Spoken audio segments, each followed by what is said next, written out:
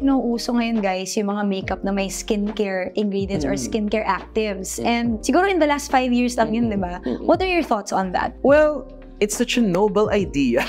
Ang ganda nung concept niya, and I think definitely merong mga taong nagbe-benefit from this, especially for example people with dry skin. Lots of products ngayon hyaluronic acid, yan ang #1 na sinasabi nila, di ba? Yes, go, but personally, I don't wanna say na parang effective siya. Correct. Like, or more effective than our usual na skincare na walang kasamang makeup. Hindi naman ako derma. So, kaya ka nandito. Pero hindi ko kasi sure kung kasing effective siya. And I don't think it's supposed to be used that way din naman, di ba? Na parang competitor siya nung normal mong skincare. I think it's just an added benefit. Correct. And sometimes, medyo marketing din talaga. Di ba? Na parang, okay, bibilin mo tong product mo to kasi lamang kami doon sa kabilang product na walang ganitong ingredient. Di ba? Ganon. Correct.